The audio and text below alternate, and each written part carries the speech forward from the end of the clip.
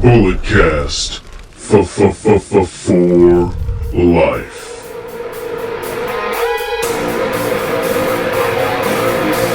Get up! This is a revolution!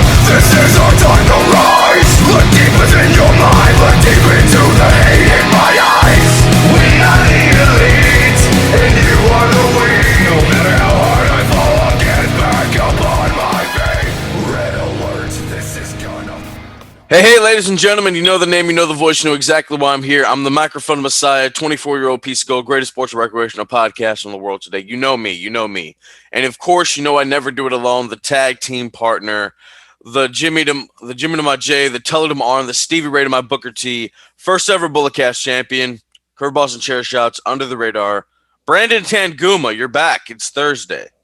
It is Thursday, and I am back. And if you guys are watching the YouTube video, I have a special, vintage, one of or two of a kind Bulletcast t-shirt. You can't get anywhere else. So, if you want it, just, slide into the DMs and I'll sell it to you for a, hefty price. Yeah, see, he won't wash it either. You'll get the full Brandon stench, you know? You got the logo on the sleeve there. Oh, man, I forgot about those. Oh boy. This is the shirt we wanted on Pro Wrestling Tees, but then, New Japan had to cut us down because basically we just stole everything that they own. Yes, but then Mr. X came through with the wonderful design. The design's so good it's on a championship. Speaking of the Bulletcast Championship, I've talked to Baby Huey, and I came up with something, Brandon. I mean, you said you're a fighting champion. This is what you say. So, for the first time in the history of this show, both incarnations of the Bulletcast title will be on the line. The silver one, and then the new bad boy that, of course, I had made. And ladies and gentlemen, whoever gets the most predictions right for Hell in the Cell this weekend, they will be the undisputed Bulletcast champion. Well, that's just great, Phillip. We got a unification bout this weekend for UFC.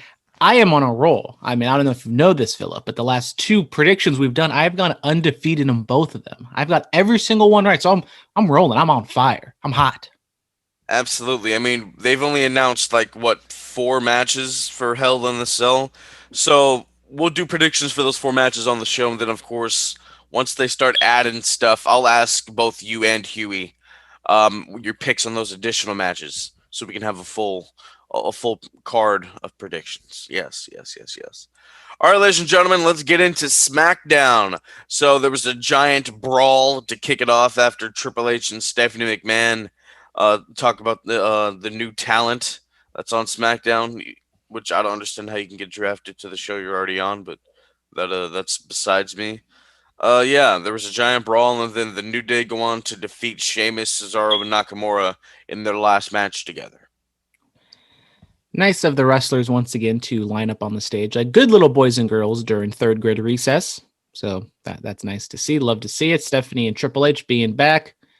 Don't really love to see that, but I mean, it's pretty much what we come to see when everyone just gets together. They can't get along, so then they all fight. But going to the New Day stuff, I did quite enjoy it. It was refreshing because it actually seemed like the wrestlers were speaking from the heart, and it felt real. It's still real to me, damn it. And that's what it felt like when the New Day was cutting their promo.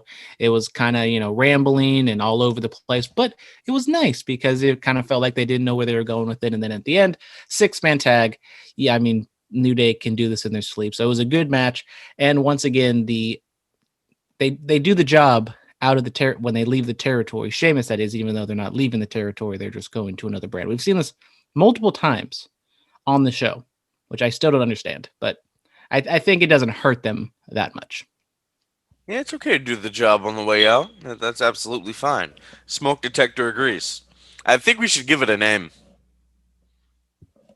I think we should. Smokey. Wow. Like Chris Tucker's character from Friday. Yeah. Real original there. Yes. Smokey. All right, Smokes. All right.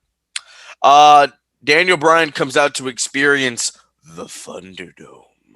And then the Messiah, not Monday Night, just the Messiah, Seth Rollins comes out there, and I'm like, ooh, okay, we're going to be getting some of this. And then, of course, Murphy's out there and Dominic and Ray are out there, and I'm like, oh god. In an interview, Seth Rollins said he really wants to move on. So yeah, if your talent's tired of it, think about the rest of us.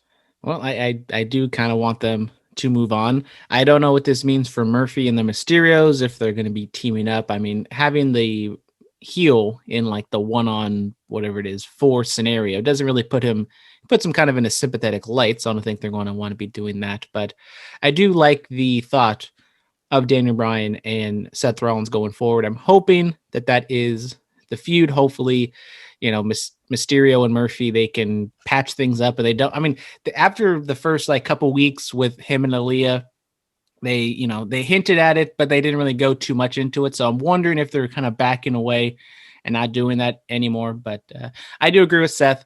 It's time to end this feud. And there's also some other feuds on WWE that's been going on a little bit too long. Absolutely. All right. The Street Profits, they retained via DQ against Ziggler and Rude. Yeah, I think the New Day segment probably went over, and they were kind of crunched for time, so this thing was shortened to like I think a few minutes, if that. So I mean, nothing really to talk about here. Yep.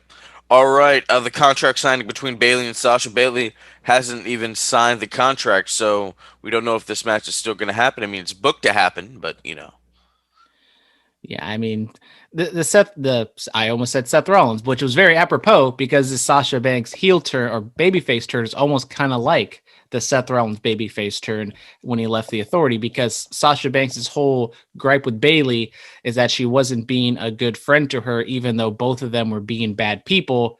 I don't think that's exactly the way you want your new babyface to act or complain about the heel. So I don't think the Sasha face turn is off to a great start at the moment, but it is Sasha. I think people like her, and she'll get around this. But yeah, as you said, the heel not signing the contract, I assume it's going to happen. I don't know how exactly they get there, but I mean, it is going to happen. Once again, I don't think that this feud should start off in a Hell in a Cell, because I feel like there's going to be a Hell in a Cell match and then just a regular one-on-one match right after this, which makes absolutely no sense. But that's WWE logic for you. I mean, I don't know, man. I mean, it's interesting. It really is. I don't think it's kicking off in Hell in the Cell. This has been going on for like 2 years, really, like since before 34. That's how long this thing has been going on. So, I mean, hopefully, we finally get a true end to it. And this Sunday, Sasha Banks will be the only woman to compete in every woman's Hell in the Cell match. But she's 0-2. So will she become 1-2 after this Sunday? We don't know. That's where we're gonna go to the predictions.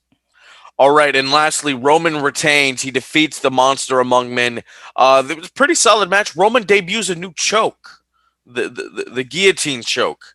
I like it, man. I keep telling people I'm rocking with this new Roman. And then Jey Uso comes out there and everything goes down. Jey attacks Roman, gets a little bit of comeuppance on the Tribal Chief. I do like this new Roman. He continues to add different things to his repertoire, his look. And I think against Braun Strowman, this was a perfect way to kind of introduce a submission hold. You're not going to, pick him up and do Samoan drops or anything like that. So I did like that aspect to it. I did like that Jey finally was able to kind of get one up on Roman. But once again, Roman just got up quickly, attacked Jey. So, I mean, you don't want to get Jey too much because you really want to build up Roman strong. So I kind of understand that, but Goldberg is out there waiting in the wings. Phillip, what's going on with old Billy Boy? Goldberg. He may be getting another Universal Championship match, dude. Look, the way Goldberg so dastardly squashed Dolph at SummerSlam, Roman needs to do that to Bill. Like, get out of here, old man. Which I am perfectly fine with. I think Goldberg is a nice legend babyface for Roman to just come in, and I don't think he's going to destroy him, but it's Goldberg. He's not going to go out there and have a 20-minute classic with them. It's going to be out there in and out in like 5 minutes. So I do like that as a kind of further way to turn Roman more heelish, but I guess we're just going to have to wait and see. Speaking of something else, we're going to have to wait and see. Dark Side of the Ring Season 3. They're coming back in 2021. Vice has ordered 14 episodes. I'm very excited for this. I mean, Season 2 was a big hit with the Jimmy Snuka, the Road Warriors, of course, the Chris Benoit two-parter.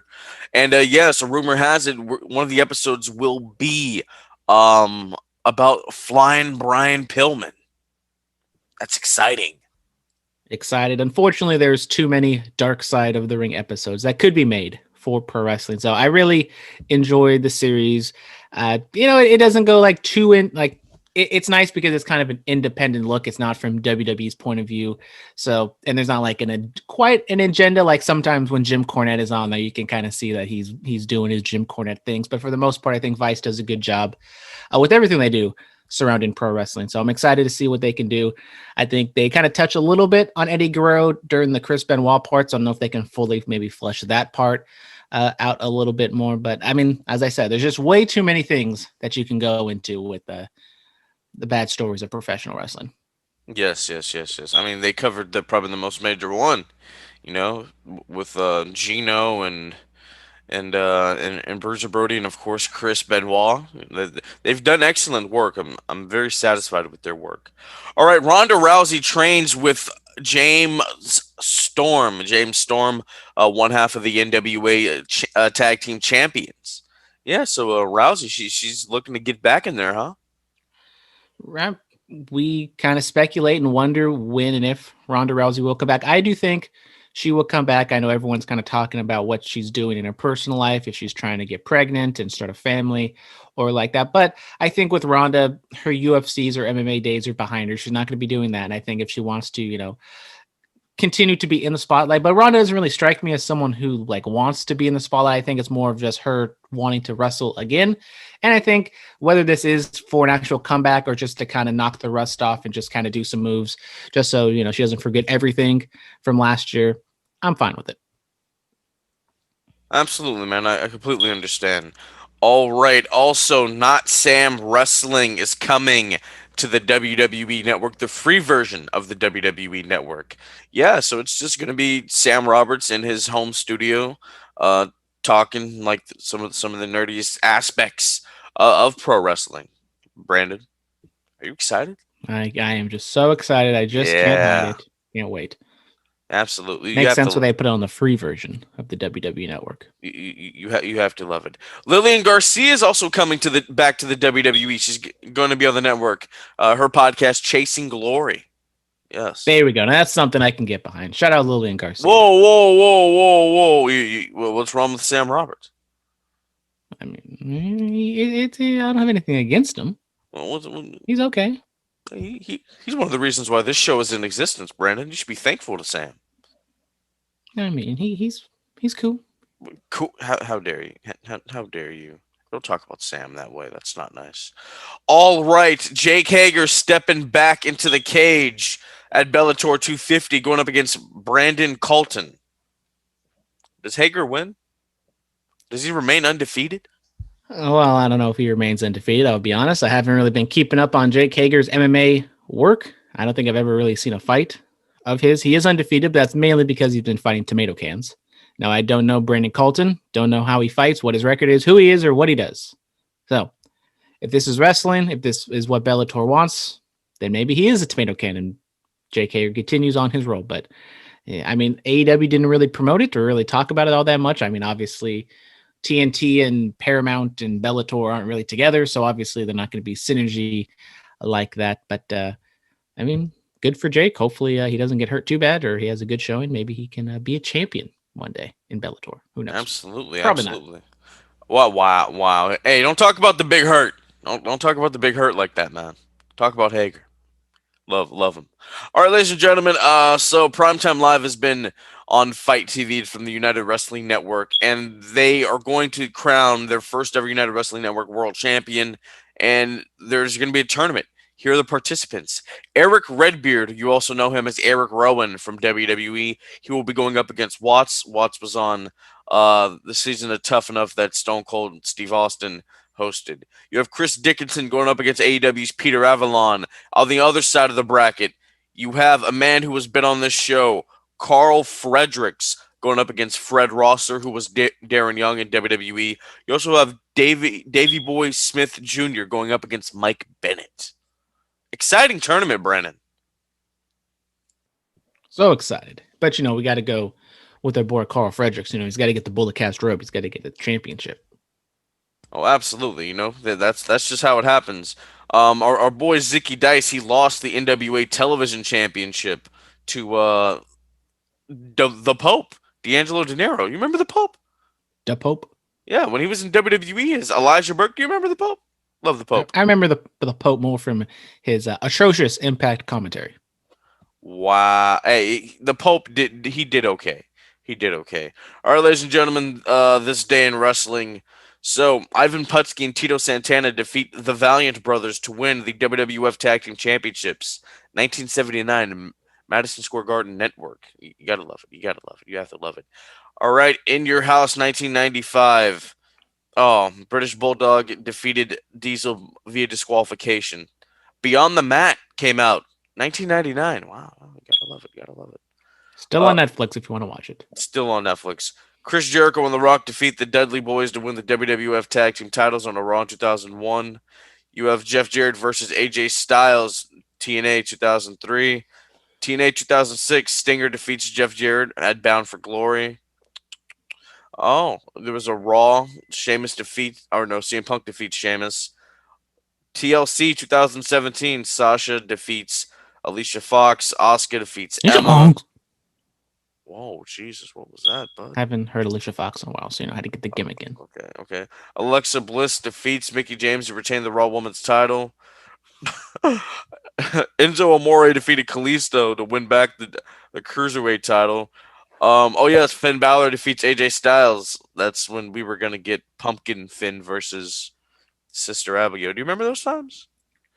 I do remember those times. If I do recall, was that... Never mind. No, that's not the. I was trying to think of when the other guy just randomly called into the podcast to inform us that the entire card was shaken up, but that was the Kurt Angle joining the Shield. It's the same. No, it's the same show. There you go. See, I remember these things. Yes. Boom. Kurt Angle replaces Roman Reigns because Roman had come down with the mumps. That's some old school stuff. He joined Jon Moxley and Seth Rollins to defeat Kane, The Bar, Braun Strowman, and The Miz. It was a hell of a team right there. It was so random. Don't know how they lost. I know, right? You don't know how they lost. You really don't. Oh, and 20 years ago today, Kurt Angle won his first world championship. Wow. Congrats! He beat The Rock for it. Congratulations, man. Big day for Kurt Angle, October 22nd. Absolutely. Humongous day. Humongous. All right, we're going to go to the fan mail, ladies and gentlemen. If I can just get to the fan mail folder. I had to create an actual folder, Brandon. Ooh, so many emails and so many questions. Of course. Jack of all trades. I've been thinking about this for quite a while, but after the draft, they need to an on-air figure to be in charge. Who made these draft picks? If Adam Pearce is going to be on TV, make him the on-air authority figure. He doesn't have to be Jack Tunney, but we need structure. Shout out Jack Tunney.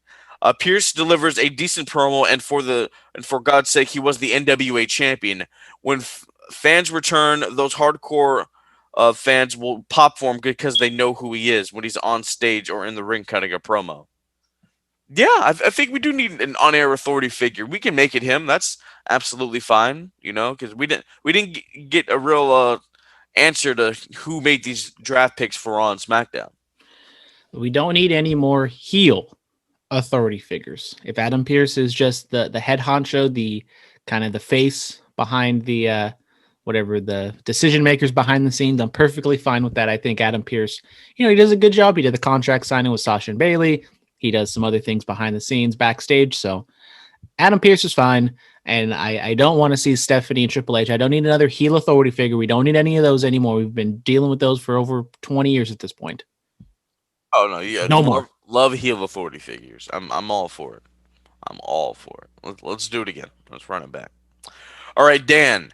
Hey guys, what's something that you want to add to your wrestling collection? For me, it would be ring-worn attire by wrestlers like Taker. Like, oh, he wants Taker's gear from WrestleMania 30. Well, that's legendary gear. Brandon, what's something that you want to add to your wrestling collection? One thing I would want to add to my wrestling collection is more autographs, because that would mean that the world is open up again and I can go to events and I can meet wrestlers and go to wrestling shows again. Absolutely, absolutely. I think for me, I know Conrad Thompson does this. I'd like a ring use championship. I think that'd be really cool. That'd be something interesting. Uh, yeah, go to the WWE warehouse, just prop one out of the trunk. You know which one I'm taking, though, right? You know which one I'm taking. Dolph Ziggler's world title. I don't know. That would be nice. The silver ECW championship. Love it, love it, man. It's a hidden gem in this business. It really is. All right, jack of all trades yet again. I know Randy is a megastar that doesn't really get hurt by taking losses, but this is the third attempt at the title against Drew. I want him to win. I'm Team Randy this Sunday. Well, hey man, well, we understand that. We understand that. Dan, Kenny didn't even give Sonny a chance. Ha ha ha ha ha. Oh, with the laughing emojis. Do you remember that show, Sonny with a Chance? You know, it was on the Disney Channel. Do you remember that, Brandon? Who's Sonny? Sonny with a Chance. It was a Demi Lovato. You know, it was a. You really don't remember that? No. I mean, I love me some Demi Lovato, but you know what? I'll look it up right now. Let's see. Is it Sonny with a U? Sonny with a Chance. With okay. Sonny. Oh, okay. Yeah, Like, yeah. While we do that, in Brightest Day X, Mr. X, was I the only one cringing while watching Le Dinner Debonair? Oh no, no, no, no, no. we will get into that. Yes. El Grand Gordo. Adios mio. Ha ha ha ha. When Orange Cassidy said on to Cincinnati, I started thinking, wait, what? Did I miss something? Don't tease me like that, Orange. Oh, because he's from Cincinnati. Ha ha. I absolutely have no idea what the hell this Sonny with a Chance thing is. It wasn't it was a short-lived Disney show, Brandon. Yeah, I can tell because Yeah. I know my Demi Lovato history, and I absolutely have nothing right here. Yeah, that was like her Camp Rock stuff, Big Break, all that. Pat McAfee, you sneaky bastard. What did Pat McAfee do that I don't know about, Brandon? He interfered in the NXT Tag Team Championships, and now he's best friends with Oni Lorcan and Danny Burch. Wow. Oh, is he leading a faction now? Is that what's happening? And he continues to troll the Undisputed Era. Really, really. That's interesting. Oh my God, I forgot to give these people happy birthday shout outs. Bad News Brown would have been 70, D'Lo Brown is 50, and Taya Valkyrie's 37. Happy birthday, Taya. Saw Yes. her on the Instagram. She's having a lovely quarantine celebration. Absolutely. All right. The Fiend and Alexa have arrived. Moving on to Monday Night Raw. They have a Firefly Funhouse. Alexa was great. Fiend destroys Retribution. That was great. This whole Retribution thing, it's very confusing because the Fiend comes in. Okay, the Fiend, he's a heel, right? And then the Retribution come out. They're supposed to be heels. And then Retribution tries to attack the Fiend, but then the Fiend leaves. And then the Fiend attacks Retribution, which Retribution has been heels this entire time, anti-authority and against WWE. And then the Fiend attacks them, which that means he's for WWE, is he for the corporation?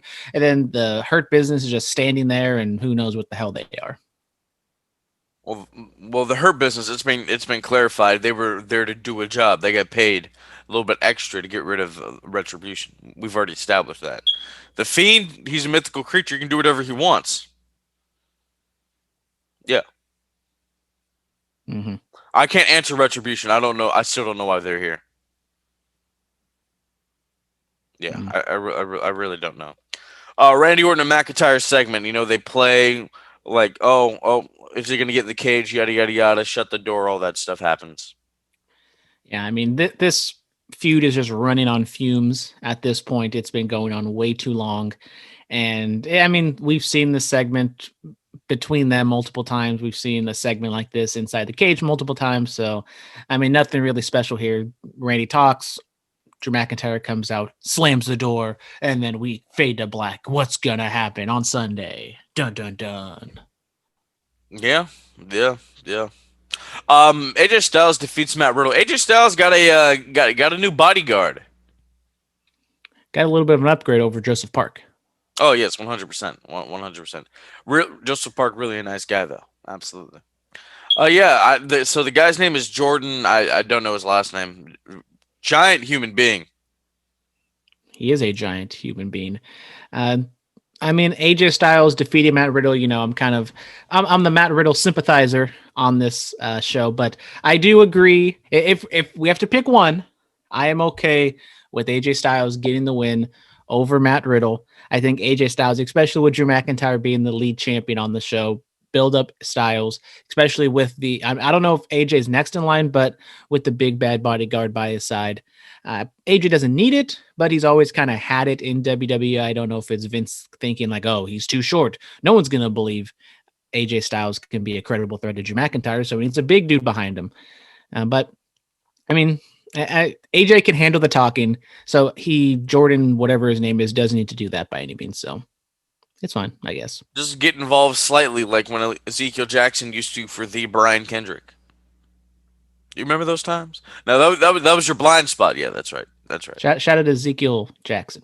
Yes. And then he was like, "Oh, don't be not scared, but don't be. Are you starstruck by me?" No, I was not. I just don't know what to say to you. Whoa, hey, he was a member of the Core, former Intercontinental Champion, the last ever ECW champion. I thought Vince McMahon was the last ECW champion. No, it was Ezekiel Jackson. He beat Christian Ford. How dare you? I guess I should have been starstruck. I know. February 19th, 2010. How dare you? Wow. Anyway, Braun Strowman. Oh, because Scott Hall no-showed. That's why. I do remember that show. I met Scott Hall. Great guy. Cody was there. Cody Hall. Cody. Whatever happened to him? He's still in Japan? Yeah, he's still in Japan. Left the Bullet Club. I'm kind of sad. Thought it was going to be the next big thing. Braun Strowman defeats Keith Lee. Yeah, that was the thing. Once again, they book a match and then they don't really have they don't want either guy to lose, but I guess when push comes to shove, they want Braun Strowman to get the win. Yeah, it was kind of an accidental, on purpose, headbutt to the groin region, and then in the end, Keith Lee just takes Braun Strowman to Kick City. I guess we're still going to be getting this feud. I hope at the end of the day, Keith Lee gets the win and goes over in this feud.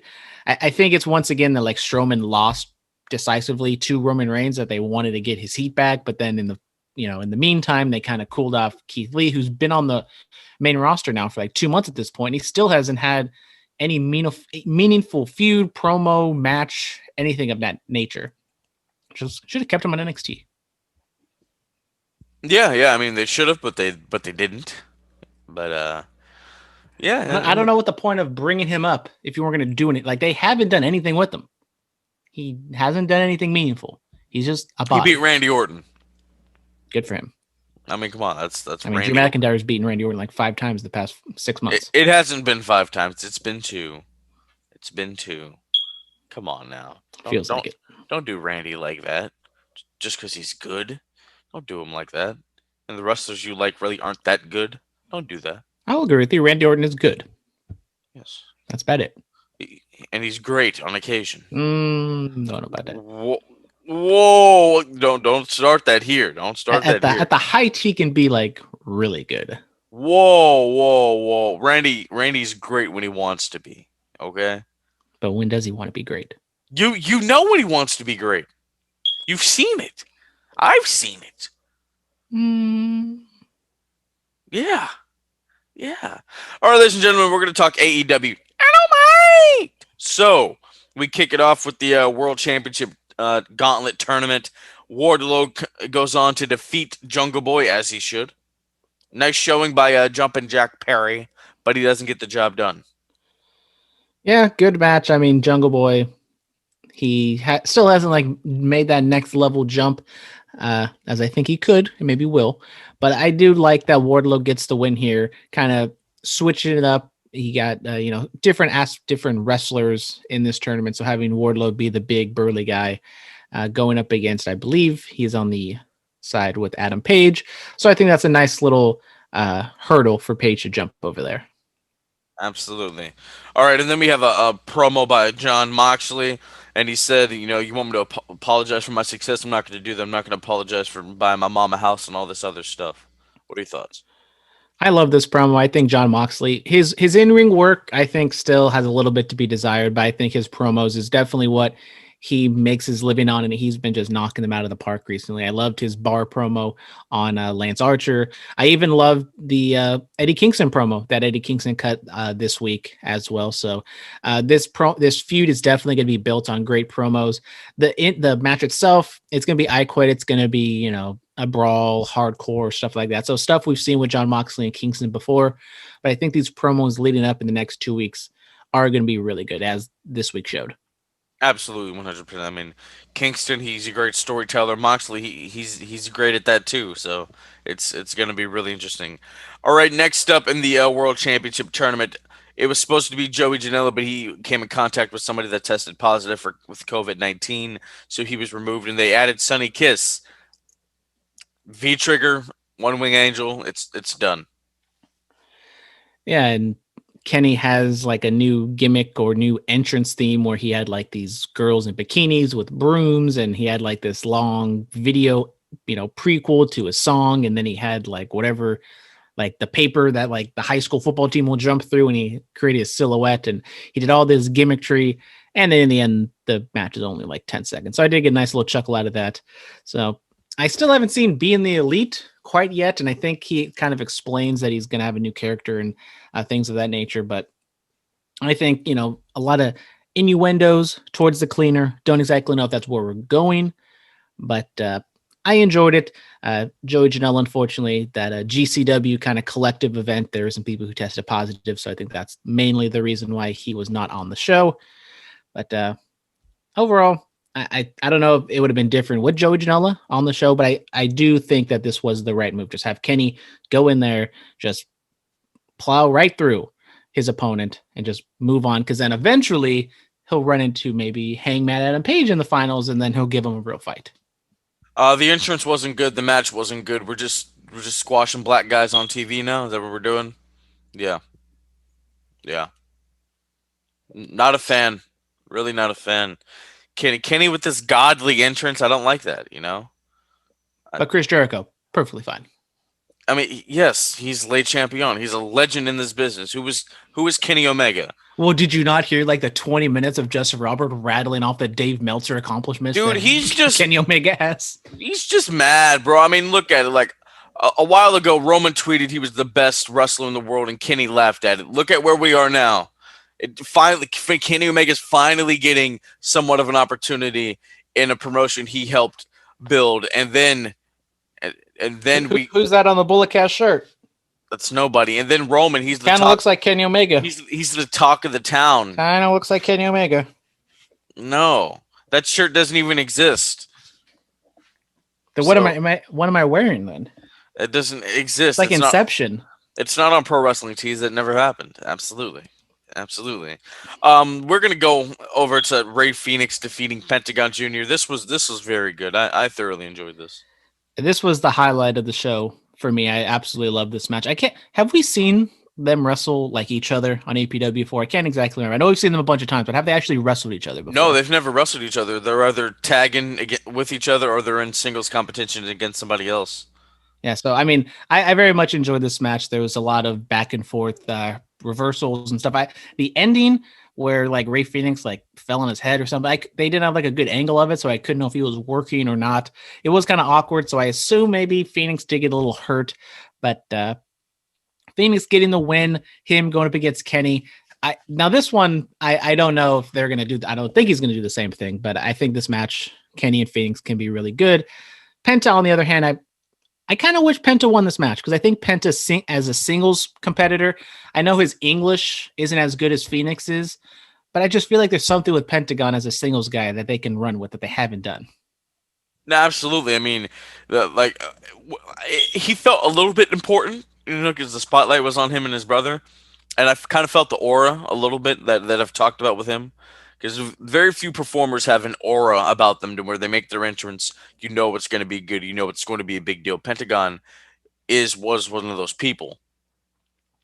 So yeah, I do wish Pentagon would have won this match. I thought he was gonna win. I didn't expect Ray Phoenix to win. Now you go to Phoenix and Kenny. Well, Kenny beat Phoenix for the AAA Mega Championship, so there's history there.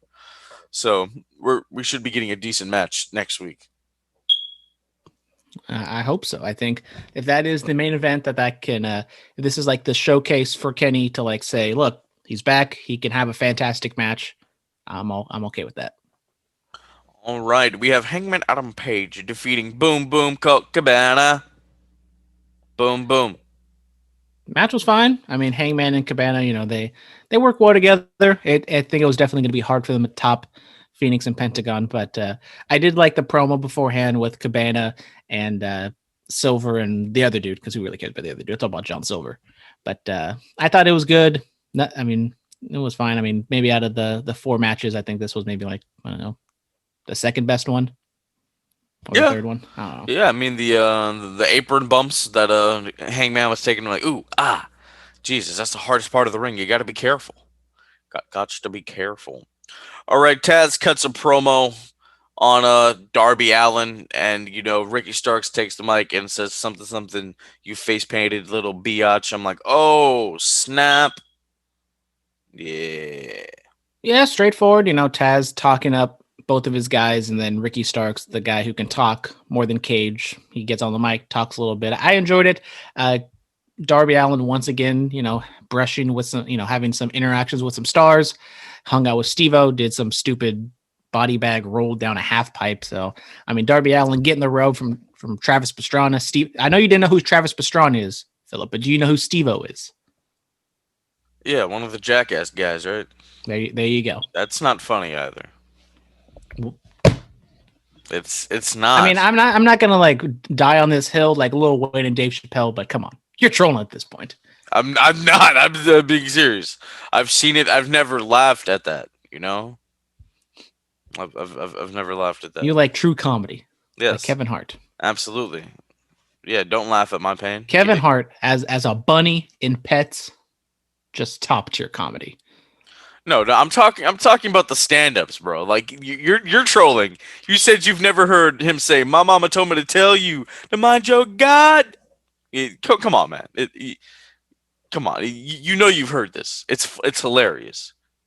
That was like at the height of you being in high school. Everybody went around saying that. I don't really remember.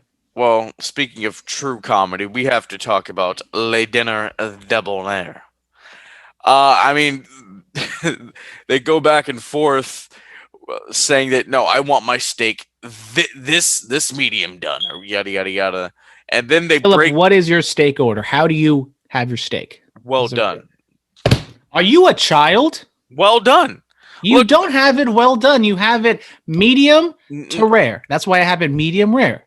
No, I'm okay with medium. Like that's kind of iffy. But if you get it well done, like come on. No. I have my steaks well done. They taste just fine. I've had this debate with people. I'm not going to have it with you. I'm looking out for my health. I don't want to be. I don't want to be eating blood, bro. I've had medium well. I've had medium well before. I wasn't a fan. I'm like, no, this isn't really that great. Well done for the rest of my life. If you have it well done, all the juice and the flavor just gets cooked away. No, it doesn't. I got some onions wrapping around the. I had a. You're steak probably like Patrick Mahomes, who eats a steak with ketchup. No. I'm on this healthier journey now, Brandon. You know I can't have ketchup. Then mustard. Oh, I'm not Vince. I'm not Vince. I'm not throwing anything on the steak, man. I got some onions wrapping around the pan.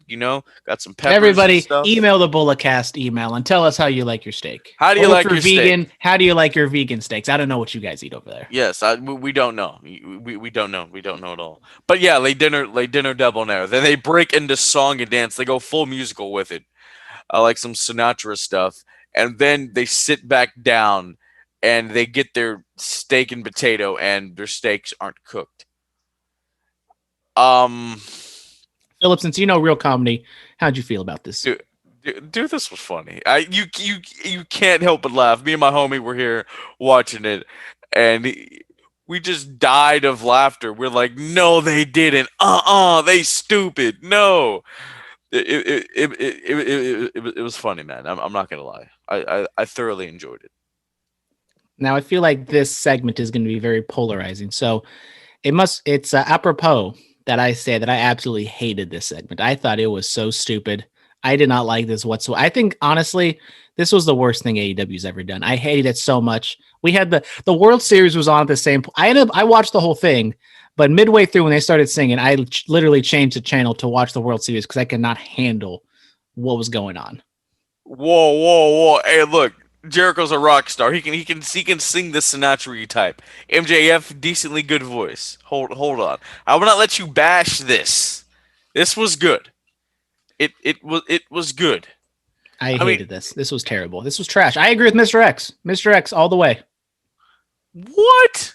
What? Now No. we didn't talk about this on Raw, but Elias had a concert. Now, I think that thing went way too long. I wasn't the biggest fan of that, but at least in the Elias canon, he's a singer. He's full of himself. He held a concert. That makes sense. Was it great? Not really, but it's not supposed to be great. But in this one, I just felt like it was two guys just trying to be too cute.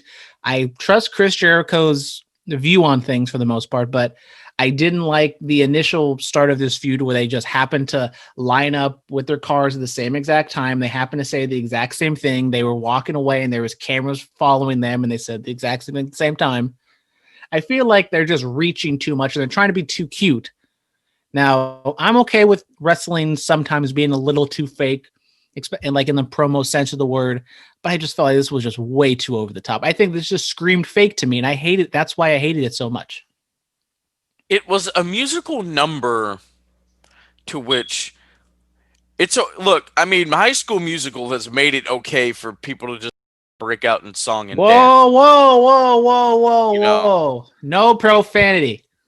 W- No profanity. look, I'll edit it out. Don't even worry about it.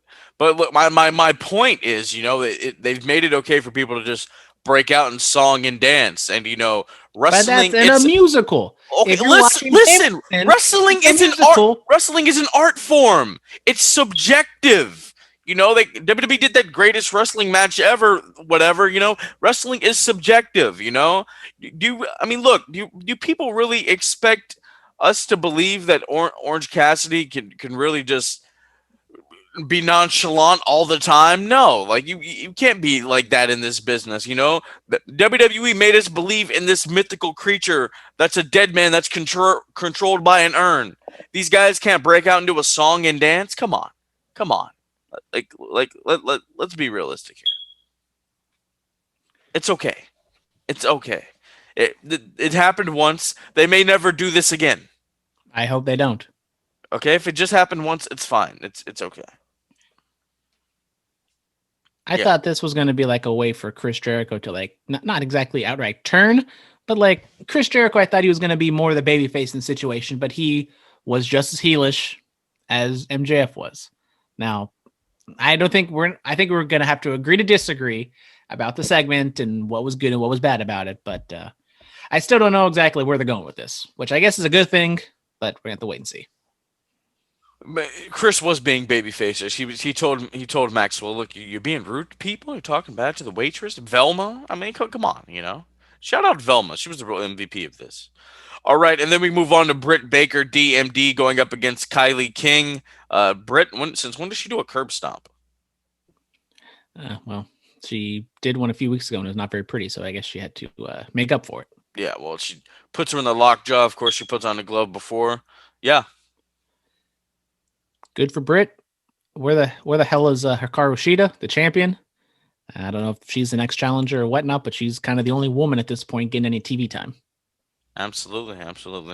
All right, the Young Bucks become the number one contenders to the AEW World Tag Team Championships. We knew it was coming. We all knew it. Full gear. We're finally getting the match we've been waiting for like 4 years. So the match itself, I mean, four-way tag, it's going to be all over the place. We had FTR on commentary.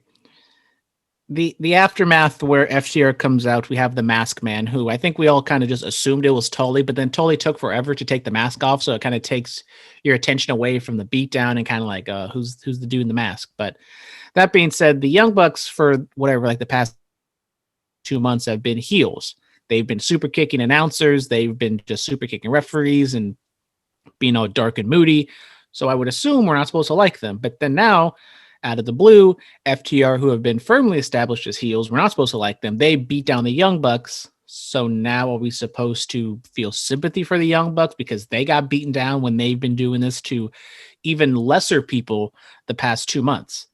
Like, I said it for WWE with heels and baby faces not making sense. I'm calling spade a spade here. What is going on with this Young Bucks FTR feud? The match itself, I assume it's going to be fantastic.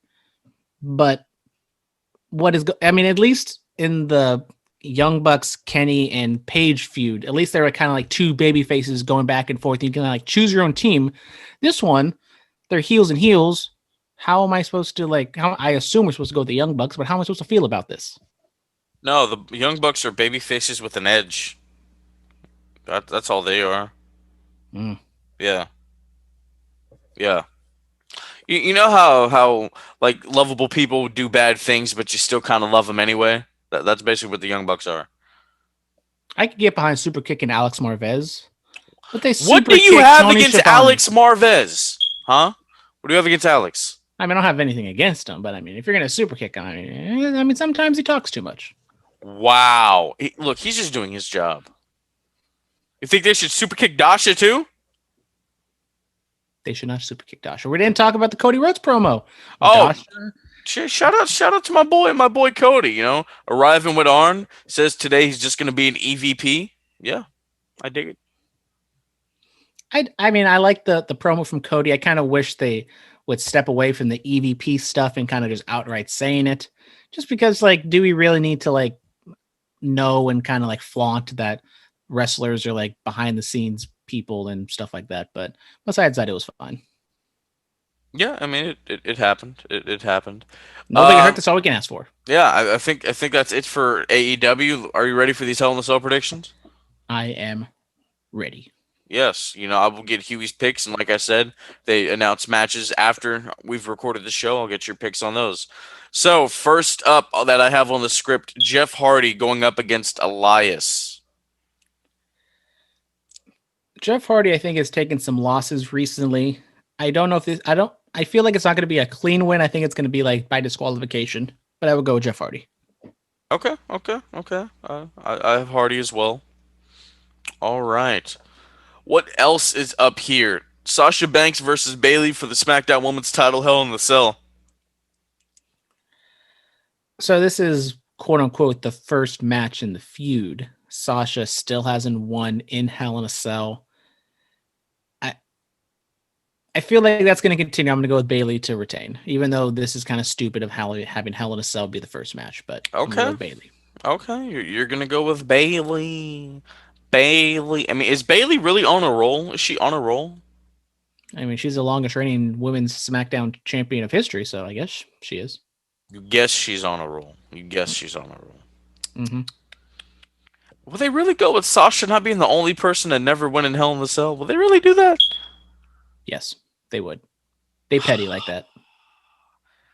Why they petty like that? She's never successfully retained a title. Sasha needs to go do media for the Mandalorian and stuff, right? So she can do media at her house via Zoom. What's Zoom? The thing we're recording on, dude. Oh. Yeah. I'm gonna go Sasha as well. I'm gonna go Sasha. I'm gonna go Sasha. All right, Drew McIntyre versus Randy Orton, Hell in a Cell. It's gonna be Randy Orton. And this is where you lose once again because it is Drew McIntyre. Because wow, God, if Randy Orton wins, that means we get more of this feud, and I am done. Can we get Drew facing somebody else? Look, man. Drew McIntyre for the win. Look, man. No, you can't. All right, and then Roman Reigns versus Jey Uso. Hell in a Cell I Quit match. It's Roman. Come on, who else would it be? Of course it's Roman. Roman's going to win. He's going to be declared the chief or whatever the hell it's called. So, Whoa, he's a tribal chief. You better get that. You the better get that tribal right. chief. Roman will be declared the tribal chief. He's going to wear, the flowers around his neck and everything of that nature. And then next up, he'll face Jimmy, or was it Jay? Jane? Is it Jay and Jimmy? I get like their real names and their fake names confused. Jimmy and Jay Uso. Okay, there we go. Then Jimmy's injured. And then he'll face Rikishi, and then he'll face whatever Tongan Kid, and then he's going to face The Rock at WrestleMania. No, he's not going to face Rikishi's going to be on Raw.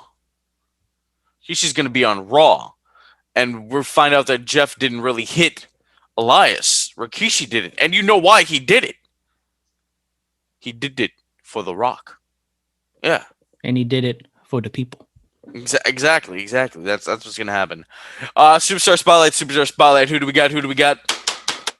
Giving it to Chris Jericho and MJF for the wonderful and brilliant thing that was Le Dinner Debonair. It was beautiful. It was excellent.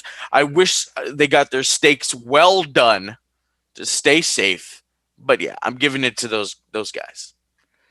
And I will give it to Kota Ibushi, who won his second consecutive G1 climax. He will be facing possibly Tetsuya Naito at Wrestle Kingdom, which will be 2 days.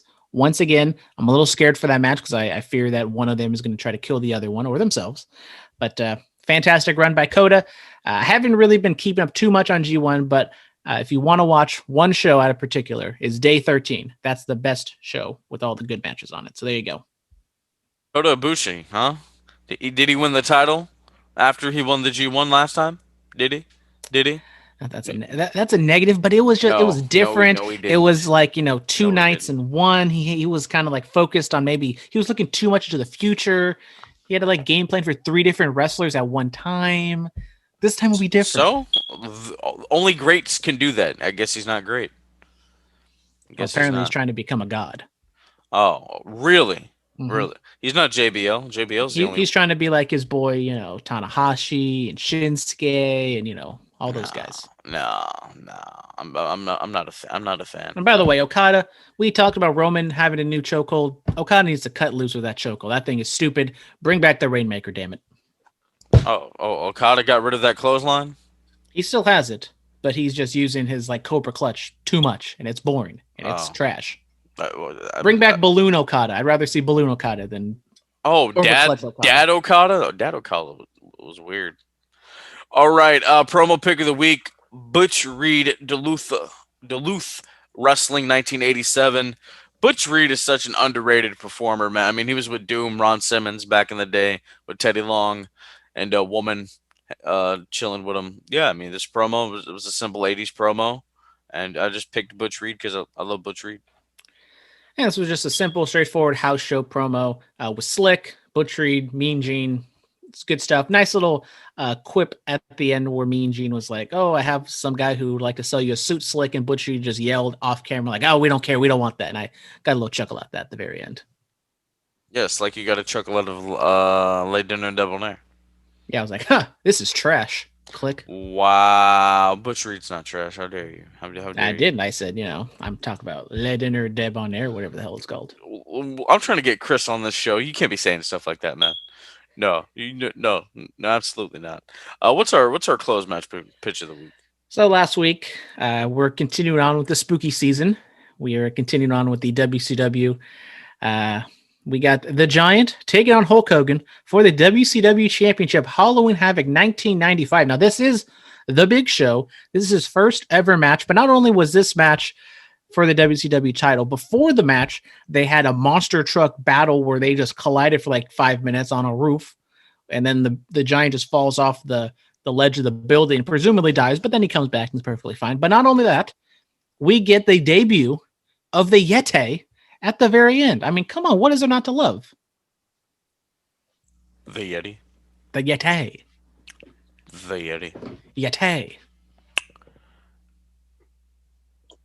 And then he double bear hug, dry humps Hulk Hogan.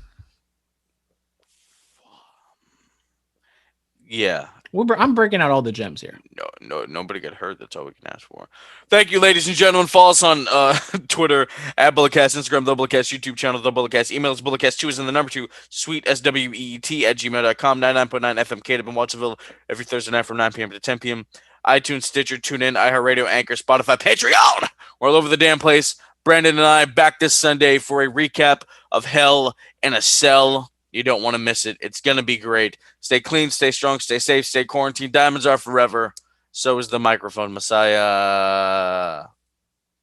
There's one I take. Get up, this is a revolution. This is our time to rise. Look deep within your mind, look deep into the hate in my eyes. We are the elite, and you are the weak. No matter how hard I fall, I'll get back up on my feet. Red alert, this is gonna hurt. When your face is in the dirt, you'll know your death is what I seek. We are the